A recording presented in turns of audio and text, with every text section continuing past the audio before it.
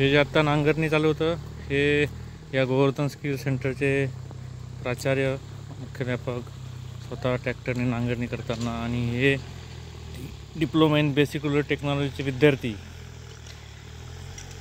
Agree विभाग त्यांचा चालू आहे सध्या। त्या ॲग्री विभागात प्रात्यक्षिक म्हणून शेतात काम करत असताना गव्हाची त्यांनी लागवड केली आहे।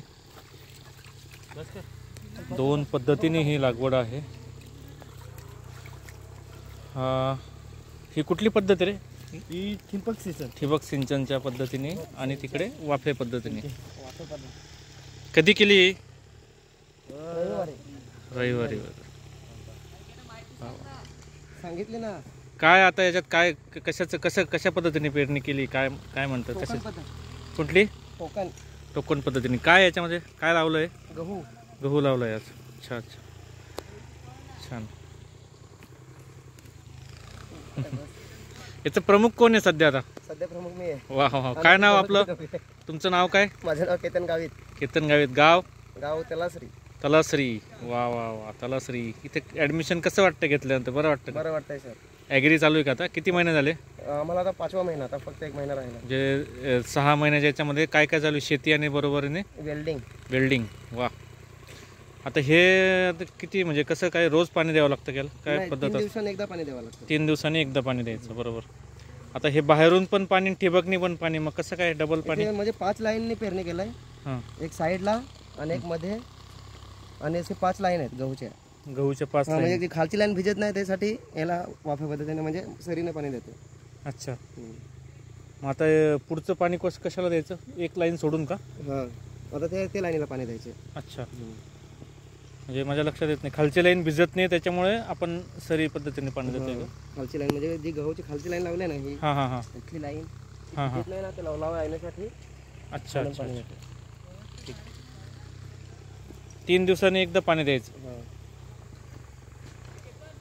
अशा पद्धतीने मलाही शेतीबद्दल बरंच अज्ञान आहे आणि या निमित्ताने मीही शिकून जाईल आणि विद्यार्थ्यांचा व्हिडिओ विद्यार्थ्यांनाही प्रेरणादायी ठरेल, इतरांनाही या केंद्राविषयी माहिती मिळेल। गोवर्धन स्किल सेंटरमध्ये जो DBRTचा कोर्स शिकवला जातो, या कोर्समध्ये 3 महिने शेती, 3 महिने वेल्डिंग, 3 महिने फूड प्रोसेसिंग आणि 3 महिने इलेक्ट्रिकल, असं वर्षभर 4 ट्रेड शिकवले जातात। त्यातलं शेती या ट्रेडविषयी प्रत्यक्ष काम करत असताना पण बघितलं। केतन गावित हा तलासरीचा विद्यार्थी आहे, तो या विषयासाठी आता प्रमुख नेमला आहे, तो याच्यावरच काम करेल आणि ह्या विषयाचे शिक्षक जे आहेत ते आता आलेत।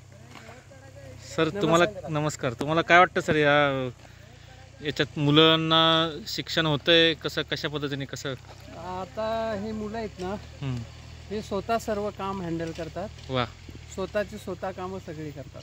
त्यांना एकदा दाखवलं, पाईपलाईन ही त्यांनी स्वतःच फिटिंग केली। अच्छा अच्छा, ही पाईपलाईन? हां, ही पाईपलाईन आहे। तो फ्लेश वॉल आहे, तिकडे 16 mm चे नॅटरल टाकलेले आहेत, इनलाईन नॅटरल जोडलेले आहेत आणि तिकडनं तो पाईप मेन लाईनला जोडून त्यांनी इकडे हे सोडलेले आहे आणि त्यांनी प्लस हे भरण्यासाठी त्याला फ्लोचं पाणी सोडलं। एक मोकाट पद्धतीने केला आहे प्लॅन आणि एक प्लॅन आहे त्यांनी ड्रीपवर केलेली। छान। मग दोन्ही ठिकाणी गहूच लागवड केलेले आणि गहू लागवड केलेले असून तरी त्याच्यामधला फरक आणि याच्यामधला फरक आता त्यांना म्हणजे शिक्षण म्हणतात कसं, कशा पद्धतीने येईल ते पीक, त्याचा अभ्यास होईल, त्याच्या सगळ्या नोंदणी होतील आणि कसा रिझल्ट मिळतो त्यानुसार मग त्यांना आत्मविश्वास वाढेल। हा दुसरा पाणी।